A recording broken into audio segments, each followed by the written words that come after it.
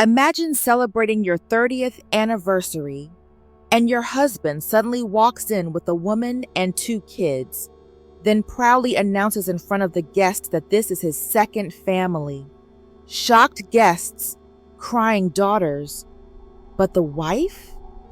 She simply smiles, hands him a box, and says the words that freeze everyone in the room. I knew. This is for you. For 30 long years, I truly believed I was living the kind of life women prayed for. A peaceful home, a respectable husband, and 2 beautiful daughters who filled every corner of my world with laughter. People around me often said, "You're so lucky, your family looks perfect." And I would smile, not because it was true, but because I wanted it to be true. Sometimes we cling to an illusion so tightly that we forget to notice when it starts to crack. Our mornings were simple: tea brewing, soft conversations, hurried school routines. My husband would sit by the window reading the newspaper, pretending he was too busy for small talk, and I always brushed it off as his serious personality. When he left for work, he'd kiss my forehead, and I took that tiny gesture as a sign of loyalty. How foolishly comforting small routines can be. He had a stable job, good colleagues, and frequent business trips that I never questioned. Why would I? Trust, once deeply rooted, blinds you more than love ever can. Sometimes his trips would extend for days, and he'd return tired, distant, and strangely emotional. I thought maybe work stress was aging him faster. I cooked his favorite meals, encouraged him to rest, and he would thank me with forced warmth. Warmth I considered genuine. Our daughters grew up thinking their father was a hardworking hero. They adored him. They waited at the gate every evening to see him walk in. On weekends, he'd take them out for ice cream and buy small gifts. A hair clip for one, a storybook for the other. If a man can fake devotion, he had perfected it. But every perfect story has hidden pages. Things I dismissed at the time now sit in my memory like sharp needles. There were tiny red flags, too tiny to argue about, too sharp to forget. Late night phone calls he took in the balcony, returning with a flimsy explanation. Unexpected urgent meetings on holidays. A faint, unfamiliar perfume on his shirt once. When I asked, he laughed, hugged me, and said, "You think too much." And I believed him, because believing a lie hurts less than doubting your marriage. Over time, he grew more protective of his phone. At first, I thought it was work-related confidentiality. Once, when I picked up his ringing phone to give it to him, he snatched it from my hand faster than I'd ever seen him move. That moment lingered in my mind, but I forced myself to forget it. After all, suspicion can destroy a home. At least that's what I kept telling myself, unaware that the home was already breaking behind my back. Even the smallest changes felt distant. He became more generous with money, more quiet during dinners, more distracted with his thoughts. He started missing family events, birthdays, even school meetings. I made excuses for him, both to others and to myself. He's just busy. He's tired. He loves us. He's trying his best.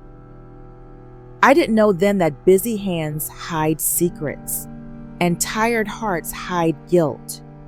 Looking back, our perfect life was built on my silence and his lies. I was so determined to protect my daughters from pain that I locked my own doubts in a box inside my mind, never realizing that one day I would open a very different box in front of everyone. At the time, I truly believed our life was stable, unshakable, and honest. But reality has its own timing, and sometimes the truth doesn't knock, it breaks down the door. Little did I know, the man I shared a home with, the man I trusted with my entire youth, was living a second life, one he had carefully hidden for 30 years. And the night that truth came out was the night everything changed. The house buzzed with excitement that evening. 30 years of marriage deserved a celebration, and I had spared no effort. The living room was decorated with sparkling fairy lights, soft white candles flickering on every table, and fresh roses filling the air with a scent that was supposed to mask the nervous energy I felt. My daughters, radiant in their dresses, were arranging the last-minute details, placing champagne glasses just so, and laughing at inside jokes that only they understood. Guests were arriving one by one, family, friends, colleagues, neighbors, people who had known us for decades. Everyone smiled, shook hands, and exchanged pleasantries, unaware that tonight would become etched in memory as one of the most shocking nights of our lives. I was nervous, more than I let on. 30 years is a long time, and in my mind, I replayed all the ways I hoped this night would go smoothly. I wanted laughter, music, and warmth. The speeches were planned, the cake was ready, and the champagne popped easily, the bubbles rising like tiny reminders of fleeting happiness. My husband, however, had been unusually late. At first, I thought nothing of it. Maybe traffic or work had detained him. But as the minutes stretched into half an hour, a subtle unease settled in my chest. Something was off. So off that the cheerful laughter around me felt fragile, almost rehearsed, like a thin layer of varnish covering the cracks in reality. Then came the moment that I will never forget. The doorbell rang, announcing his arrival. The room fell silent, as if the house itself sensed the storm about to enter. I smiled instinctively, ready to welcome him, ready to embrace normalcy. But what walked through the door shattered that illusion. He wasn't alone. A woman I didn't recognize trailed behind him, holding the hands of two small children, their eyes wide with fear and confusion. The guests froze mid-conversation. Glasses paused halfway to mouths. Whispers ricocheted off the walls like echoes of disbelief. The laughter that had filled the room seconds ago evaporated completely. He walked in slowly, deliberately, his gaze sweeping the room with an air of triumph. The woman behind him clutched the children tighter, their presence amplifying the shock like a wave of cold water. I noticed our daughters' eyes widen in horror, their mouths opening in disbelief, no sound coming out. Friends and family exchanged glances, struggling to process the surreal scene unfolding in front of them. The man who had been my life partner for 3 decades now stood there, boldly announcing in silence that our world was about to be torn apart. I remained calm, at least outwardly. Years of intuition whispered to me that losing control in that moment would only empower him. I watched carefully, observing the reactions of the guests, noting the fear, the confusion, the anger slowly building around the room. I could feel the weight of 30 years of trust and love pressing against me, but I kept it contained. My pulse raced, my mind cataloged every detail, and my fingers clenched slightly at my sides. The children, innocent in their presence, looked bewildered. Who were we? Who was this woman? The questions in their eyes mirrored the disbelief spreading through the room. My daughters, normally composed, were frozen. The air was thick with tension, And in that moment, the perfect celebration turned into a stage for betrayal and revelation.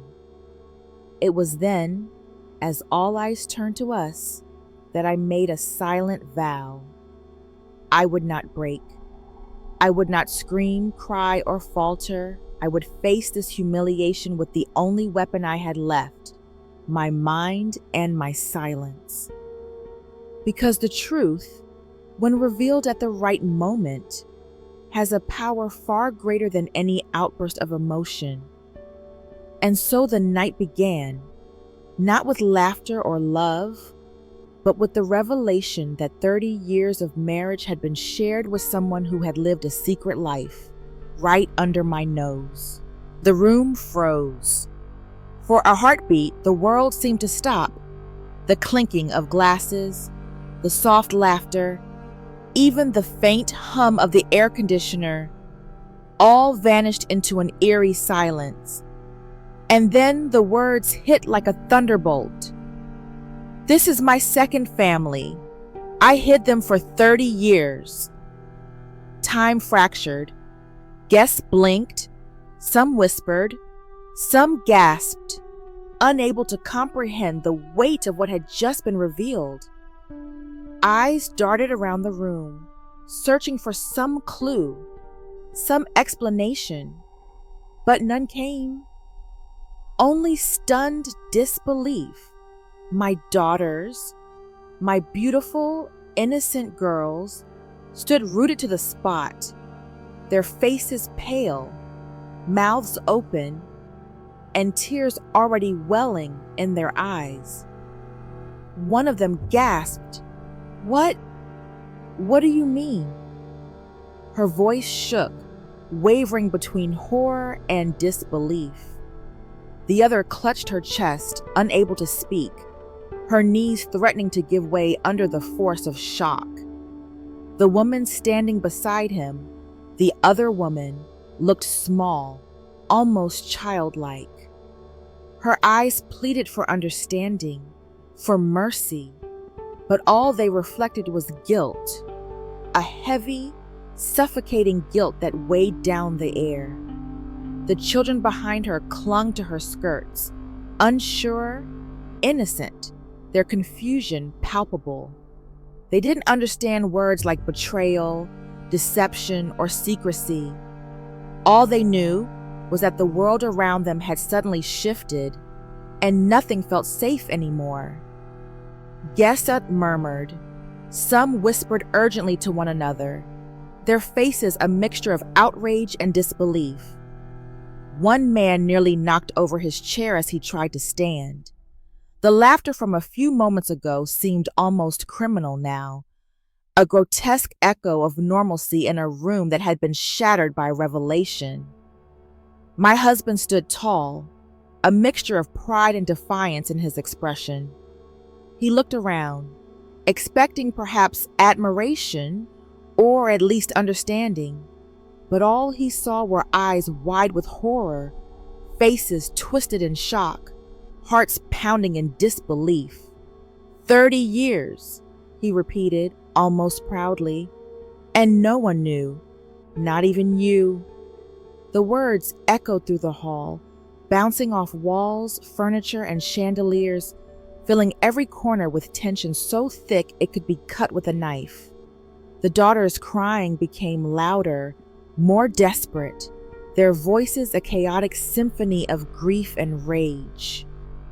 The guests started murmuring louder, some shaking their heads, some stepping back as if the revelation itself were contagious. I watched them, the family I thought I knew, reacting in real time, their emotions raw and unfiltered. I could see the other woman shrinking, the children clutching her hand tighter, their confusion mirrored in their eyes. No one spoke. Words had failed them all. Only the raw, electric tension of betrayal filled the room, like static in the air before a storm. And in that moment, amidst the chaos, the gasps, the tears, the stifled sobs, I smiled. Not out of joy, but out of calm certainty. I had known. I had always known. The secret, the deception, the hidden lives, they were all laid bare now. The world had shifted, but I was anchored. I reached into my bag, feeling the familiar weight of the box I had prepared, my hand steady despite the storm around me. Everyone's attention snapped to me, eyes full of accusation, fear, curiosity, and outrage. I lifted the box and handed it to him with deliberate calm. "This is for you," I said softly, my voice carrying over the chaos like a tether to sanity. For a moment, he looked at me, startled, almost confused, and then slowly, as though the world had finally slowed to a crawl just for us, he opened it. What was inside was mine to keep secret, but the power was mine to reveal at the right moment. And in that moment, I knew. The revelation of his double life was not the end. It was the beginning of something far greater, an unmasking that would leave everyone forever changed. The daughters continued to weep. The guests whispered urgently, afraid to voice the full extent of their shock. The other woman looked at him, eyes bottom, as though suddenly realizing the gravity of what had been unleashed. And the children, they still didn't understand, but their world had been altered forever. And me, I was calm, unshaken, the eye in the storm of chaos. I knew the truth, and now the truth had a face, and that face was his. The room was still in chaos. Tears flowed, whispers erupted, and the air trembled with disbelief. Everyone expected me, his wife, the one who had been his partner for decades, to collapse, to scream, to demand answers in an uncontrollable torrent of anger and grief. They expected drama, outrage, a crumbling facade of composure. But I did not break. Instead, I stood there, a pillar of calm in the eye of the storm. My heart beat steadily, my breathing measured. Time itself seemed to slow as I took my first step forward. My daughters continued to sob, their cries piercing the room, yet I walked as if in a trance, each step deliberate, purposeful, almost ritualistic. The guests turned their heads, watching me, unable to reconcile their expectations with reality. This was not the shattering collapse they had imagined. It was serenity. I said nothing. Not a word escaped my lips. I observed everything. The wide-eyed shock of our friends, the guilt etched into the other woman's face, the confusion radiating from the children. Every expression, every tremor, every fleeting gesture was recorded in my mind. I understood their reactions before they even processed them themselves. Psychologists often speak of the stages of shock: denial, anger, bargaining, depression, acceptance. But there is a sixth stage, rarely acknowledged, the stage of calm, measured observation. When the mind is forced to process the impossible, it sometimes chooses not to explode, but to internalize, to analyze, to assess. That is what I was doing. I was absorbing every detail, every nuance, every ounce of betrayal and fear. And in that stillness, I wielded a power far more frightening than anger. My calmness did not go unnoticed. My husband's pride, the arrogance he had worn like armor for 30 years, began to falter. I saw it flicker in his eyes, a shadow of doubt creeping where certainty had once lived. He took a step back, almost instinctively, as though my composure were a force field he had never encountered before. His mouth opened to speak, but the words froze halfway out, lost somewhere between arrogance and fear. I reached the center of the room. The whispers grew quieter, replaced by a tense silence as the guests instinctively sensed the shift. I motioned subtly with my hand, a calm but authoritative gesture, urging them to sit. "Please," I said, my voice soft, yet carrying a weight that compelled obedience. One by one they complied, settling into chairs as though guided by an invisible gravity.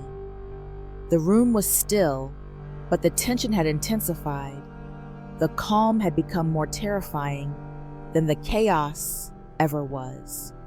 Then, deliberately, I turned my attention to the gift box resting on the table.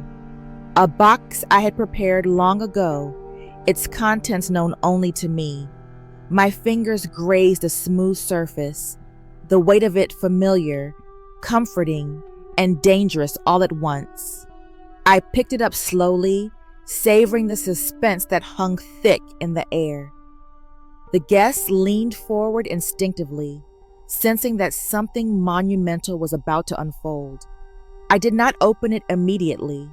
Instead, I let the moment stretch, a slow, deliberate pause that magnified the uncertainty. My husband's eyes followed my every movement, flickering between fear, curiosity, and a faint glimmer of desperation. For the first time in decades, he seemed unsure, hesitant, as though the world he had carefully constructed were crumbling beneath his feet. The other woman shrank back slightly, the children clutching her tightly. Even my daughters, still trembling, could not ignore the power radiating from me. It was not the power of rage, but of control, the power of someone who had seen the betrayal coming long before it arrived and had chosen the exact moment to respond.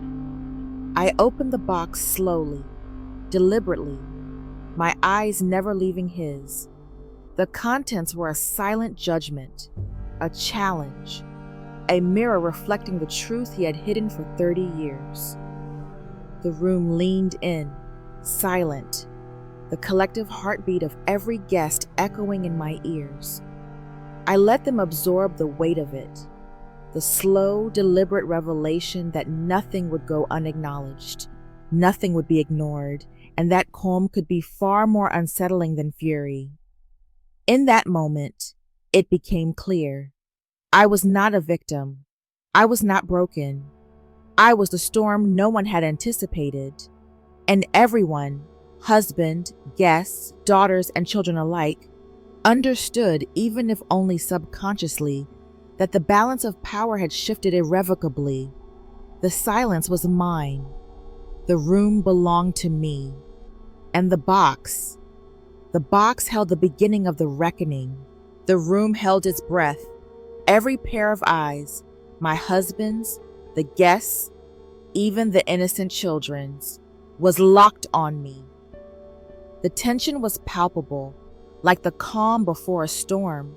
Every heartbeat amplified, every whisper of movement a drumbeat in the silence. I held the box in my hands, my fingers tracing its edges, my mind racing yet perfectly still on the surface. Then I spoke, not angrily, not accusingly, but with a calm certainty that made the air itself pause. I already knew. The words hit harder than any scream, louder than any confrontation could have been. Gasps punctured the silence. My husband froze, his confident posture faltering. The arrogance in his eyes, the same arrogance that had allowed him to hide a second family for 3 decades, flickered into something unfamiliar: fear. I could see him trying to process, trying to deny, but there was no denying what I was about to reveal. I took a deep breath and began, my voice soft but unwavering, measured, precise. For years, I knew. I found the old bills, the secret messages on your phone, photographs you thought I would never see. Each piece of evidence was a thread weaving a picture of your hidden life. And I stayed silent, not because I didn't care, but because I had a purpose. I had daughters to protect. My gaze swept the room. My daughters were watching me, their sobs slowing as they sensed the depth of my calm. The guest leaned in, trying to understand, trying to reconcile the horror of his betrayal with the serene power of my response. The other woman flinched, as though she were suddenly seeing the full weight of the consequences she had never imagined. I continued, my words deliberate, each sentence carrying the gravity of decades of observation and patience. I waited for the perfect moment. 30 years of betrayal do not need to be exposed in panic or rage. Timing is everything. There is power in patience and letting the world reveal itself at the right moment. Inside, my thoughts ran deeper, sharper than anything I could put into words. Every memory of hidden conversations, of nights spent piecing together his lies, of quiet, calculated observations of his behavior, they all converged into a single truth. I had not been deceived. I had been preparing not to destroy him, but to reclaim control, to reclaim my dignity, and to protect my daughters from the chaos of premature revelation. I let my internal monologue show, at least in glimpses, through my expression. The quiet rage tempered with wisdom, the sorrow softened with understanding, the power of knowledge held like a blade ready to be wielded. Do you understand now? I asked softly, looking directly at him. I knew every lie, every secret, every step of this hidden life. And I did nothing because revealing it too soon would have hurt those I loved the most. The room was silent again, but now it was different. It was a silence of awe, of recognition, of fear. My husband's shoulders sagged, the mask of confidence cracking, revealing a man confronted not by outrage, but by calculated truth. I watched him squirm, not because I wanted him to suffer, but because I had the power to expose the reality of his choices. I had the control, the clarity, the calm, and that, more than any anger or tears, was terrifying. I turned slightly, letting the box glint under the soft light. It was more than a box. It was a symbol, a testament to my patience, to my foresight, to my understanding of human nature and my own strength. The contents would reveal themselves soon, but the true revelation had already occurred. My knowledge, my silence, my timing, they were the real power. I spoke again softly, almost a whisper. I knew. And now, it is time you see that the game you thought you were winning has always been mine to play. The guest leaned forward instinctively, sensing that something monumental was unfolding. The other woman looked on, eyes wide, guilt now tangled with fear. The children, confused but sensing tension, clung together. My daughter's tears had slowed, their eyes reflecting awe and perhaps a hint of pride. And me, I was calm, unshaken, unbroken, patient. Knowing the hidden truth for years had given me something far more potent than revenge. It had given me power, clarity, and the perfect moment to reclaim it all. The room was silent, but the silence was electric. Every eye was fixed on me, waiting, anticipating, trembling with the tension that only comes when the calm before the storm stretches too long. I held the box firmly, steady yet delicate, as though it were both a weapon and a key. I walked slowly toward him, each step deliberate, echoing in the quiet room. My daughter's sobs had faded to stunned whispers. The guests leaned forward instinctively, the collective heartbeat of the room amplified by the sheer magnitude of what was about to unfold. The other woman shrank back, clutching her children, unsure of what would happen next. I stopped in front of him. Our eyes met. His confidence wavered. The arrogance he had worn like armor for 30 years was crumbling. I extended the box toward him, my hand unwavering. "Here," I said, my voice calm, almost hypnotic. "It's all here." The guests leaned closer, some audibly gasping. My husband hesitated. He looked at the box as if it were a bomb, an object capable of ending his carefully constructed life in an instant. He reached out tentatively, as if touching it could undo the truth. When he finally lifted the lid, the room seemed to exhale. And inside, everything he had tried to hide for decades lay in plain sight. Photographs of secret meetings, hidden vacations, and stolen moments of betrayal he had assumed were invisible. Bank transfers, meticulous records of accounts he had set up to fund the life he never wanted us to know about. Hotel receipts, each one a timestamp of deception, a silent witness to the life he had built in the shadows. DNA tests, evidence undeniable, irrefutable, proving the children he claimed he never had were indeed his. And at the very bottom, the final, most shocking item, divorce papers, signed, prepared, waiting for the perfect moment. A collective gasp rose from the guests. Some clutched their mouths. Some stared in disbelief. The other woman paled, her hands trembling as she realized the magnitude of what had been revealed. Even the children, sensing the weight of the moment without fully understanding it, held onto each other tightly.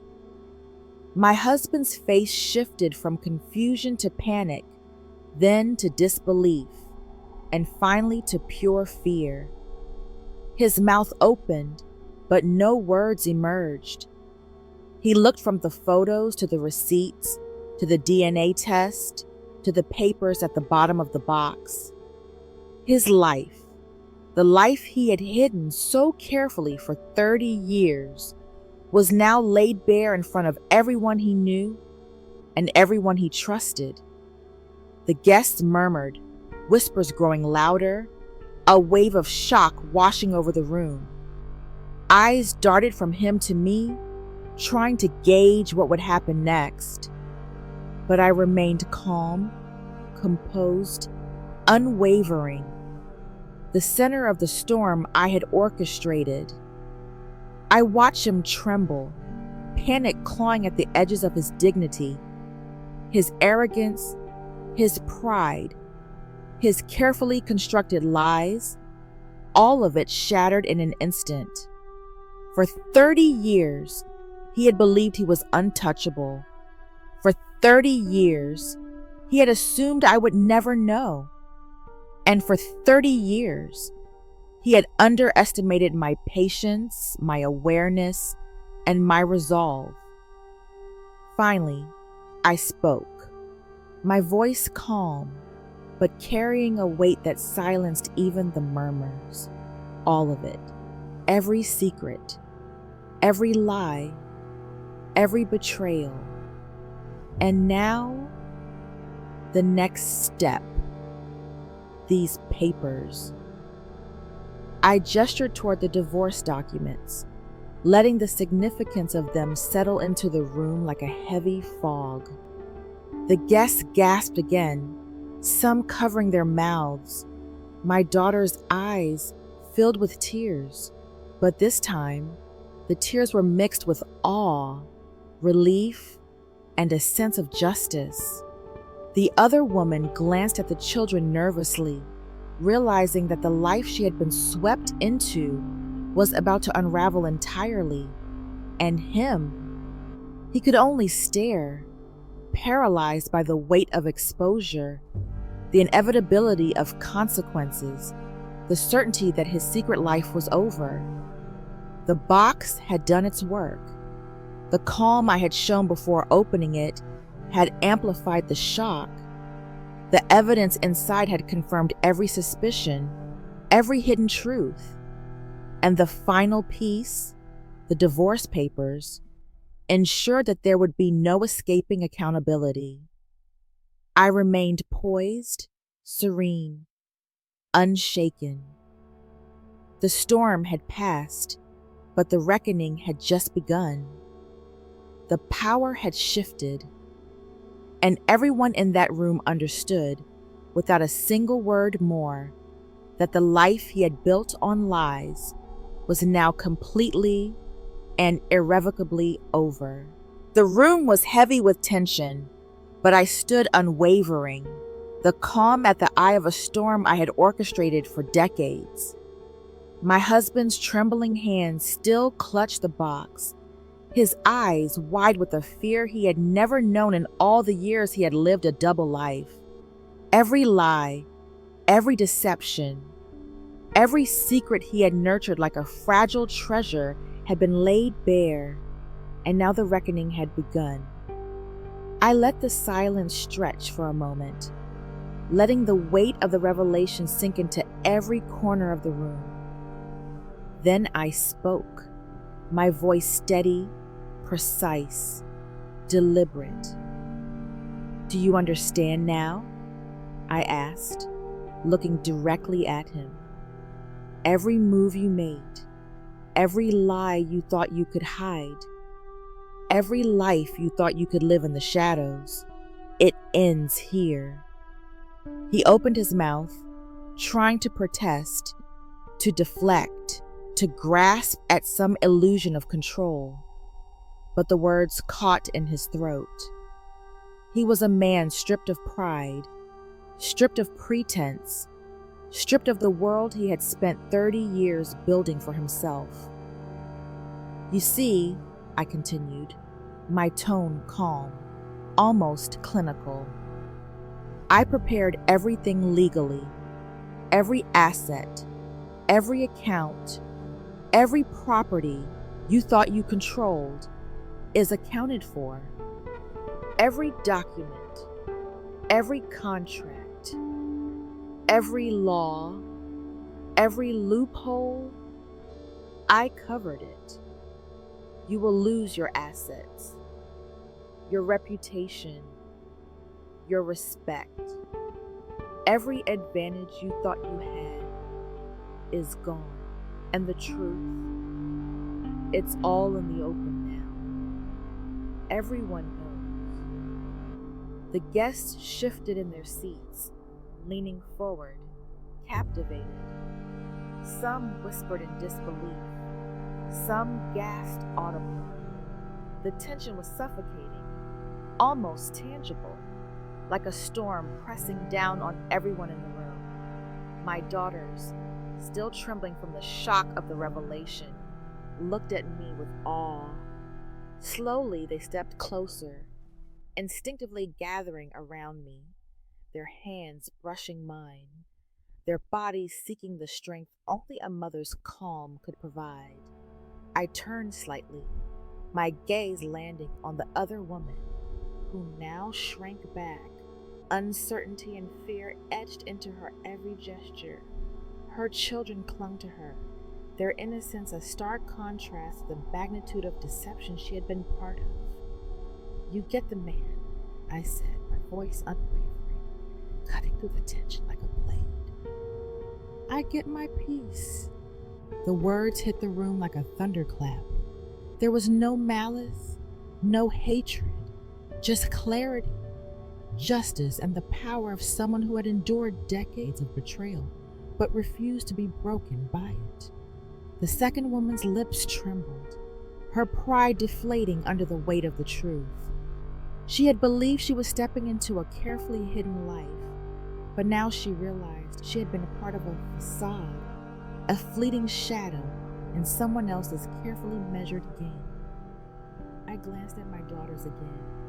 Their eyes were wide, but they no longer trembled. They understood on a visceral level the strength their mother possessed. I could see it in the way they straightened, shoulders back, standing taller. They were no longer victims of his deception. They were witnesses to the power of calm preparation and justice. And him, my husband's composure was gone. The mask of arrogance had shattered completely. He trembled, stumbled backward, his voice hoarse as he tried to form words that would salvage anything at all. But there was nothing to salvage. Tears drained down his face, but they were not tears of remorse. They were tears of realization, of power lost, of respect squandered, of a life built on lies, crumbling in front of the only people who mattered, his family. The guests sat in stunned silence, some dabbing at their eyes, some holding their hands to their mouths. The room was alive with emotional justice. They had witnessed a reckoning so complete, so measured, so brilliantly executed that it left everyone breathless. I looked at him one final time, my calm absolute, my authority unquestioned. The daughters flanked me, a living testament to the life, love, and truth that I had protected all these years. He could break down, panic, plead, rage, but none of it mattered anymore.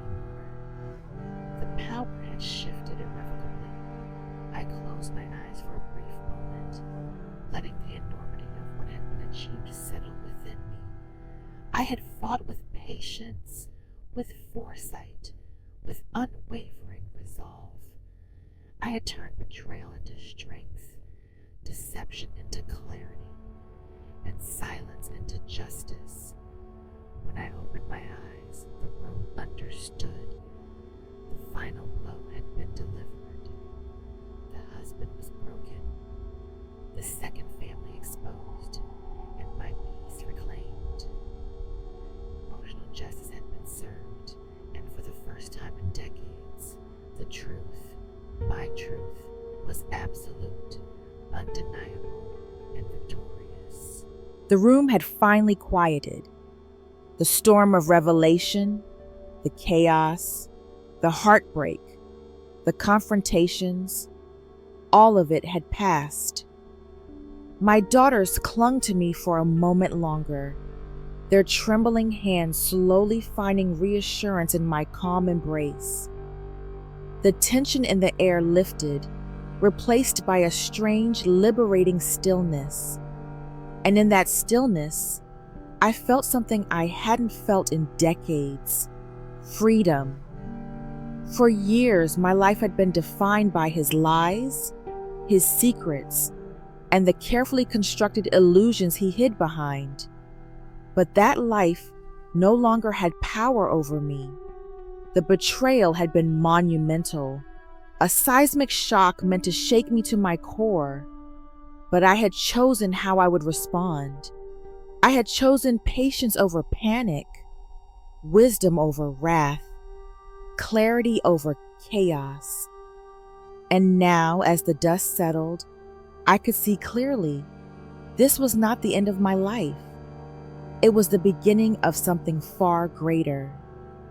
I turned to my daughters, their eyes wide with awe and admiration.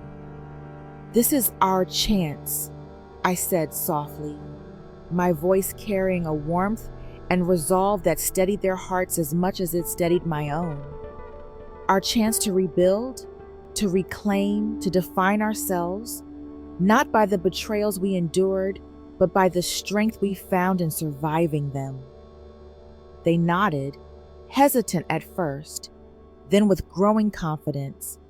Together, we shared a quiet moment of solidarity, mother and daughters bound by love, courage, and the unspoken understanding that no one could ever take away our dignity.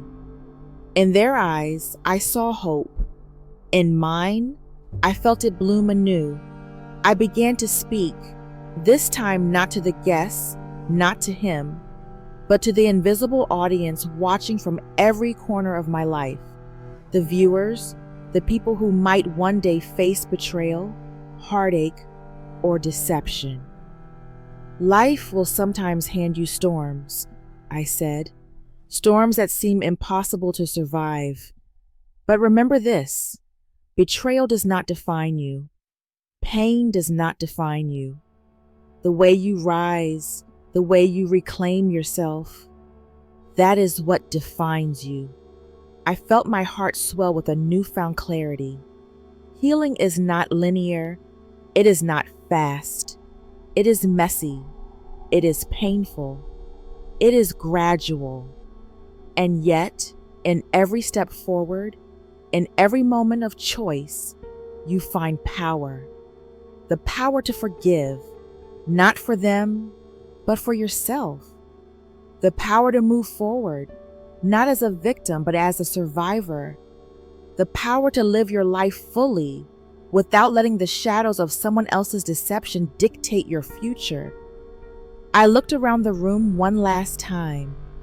The guests had slowly regained their composure, some quietly nodding, some wiping away tears. They had witnessed a story of strength, patience, and justice, but more importantly, they had witnessed transformation. My calm had become a statement, my foresight a lesson, my resilience an inspiration. I turned back to my daughters, brushing a strand of hair from their faces.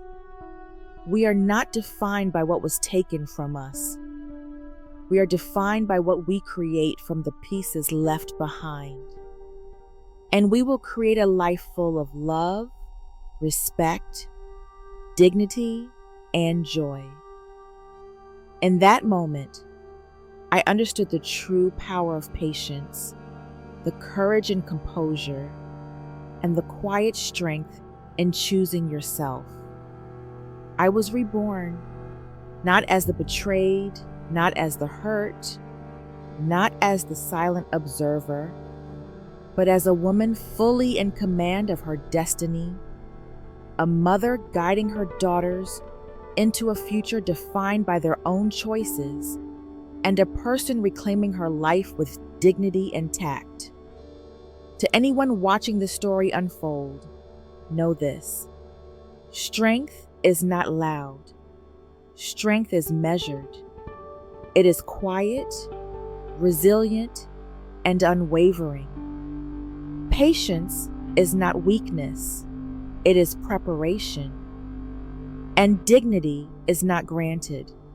It is claimed every single day, in every choice, in every response to the challenges life throws at you. And so I step forward into the world, leaving the shadows of betrayal behind. I am no longer defined by the past, by the lies, or by the secrets. I am defined by my courage, my clarity, and the unshakable knowledge that I, and only I, hold the power to shape my life. This is not just a story of revenge. It is a story of rebirth, of transformation, of reclaiming oneself from the chaos and pain imposed by others. And now, as the light fills the room, as my daughters and I take our first steps into a new chapter, I feel it deeply. The future is ours, unshakable, and brilliant. We are alive. We are free. We are whole. Sometimes the strongest revenge is not screaming, not fighting, not destroying someone. It's simply standing up, walking away, and letting the truth destroy them itself. She lost a husband, but she found herself.